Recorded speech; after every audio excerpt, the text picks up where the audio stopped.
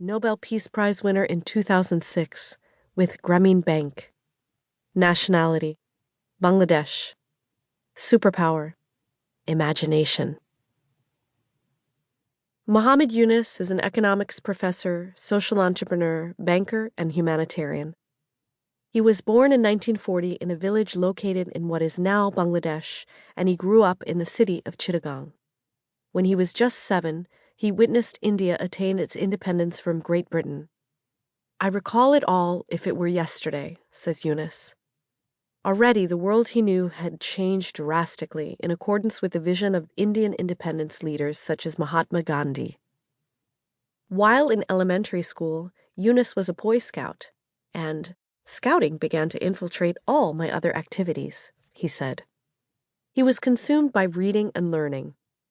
In 1955, he had the opportunity to travel to Canada to participate in the World Scout Jamboree. And in 1965, he moved to the United States on a Fulbright scholarship to study at Vanderbilt University, earning a PhD in economics.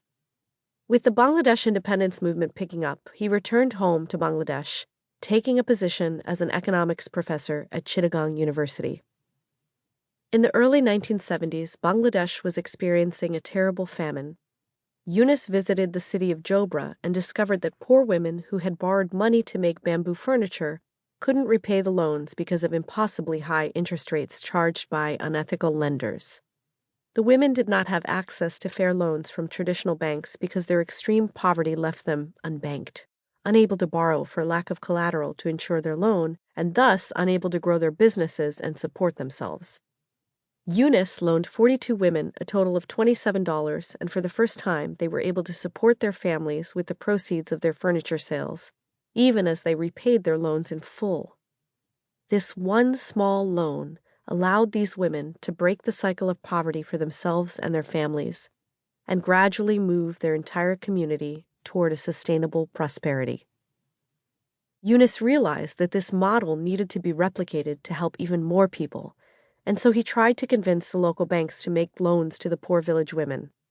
They refused and told him to take out the loan himself, which he did, distributing the funds among the women. Again they repaid him, and their businesses and communities continued to thrive.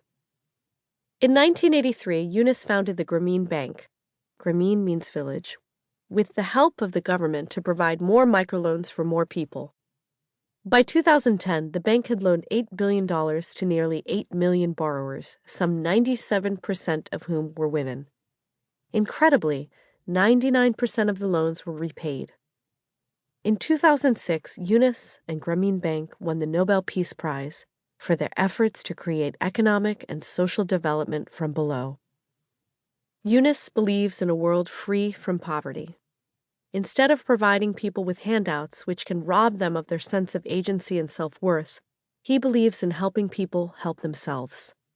Empowering people allows them to use their energy and passion to create sustainable opportunities for themselves, families, and communities. All human beings are very creative, full of potential, full of energy, says Yunus. And when we use our creativity to imagine the life we want to live, our potential is unleashed and we can make that life a reality.